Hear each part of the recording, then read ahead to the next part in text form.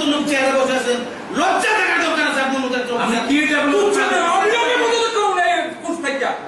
সিপিএমের দালালি করেন বসে বসে আপনি। আর লজ্জা থাকার বাবা যদি সন্তানদের বাঁচিয়ে দেওয়ার জন্য আমি এখন মানুষ কিসের উন্নয়ন আধিকারী আপনি যে স্যার করেন আপনি যে বিনা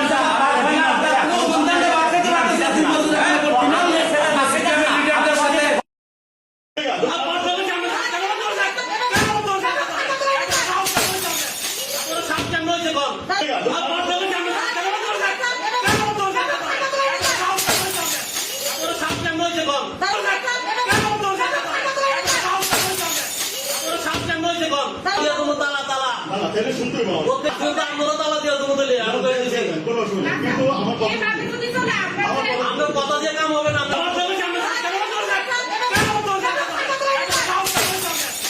সামনে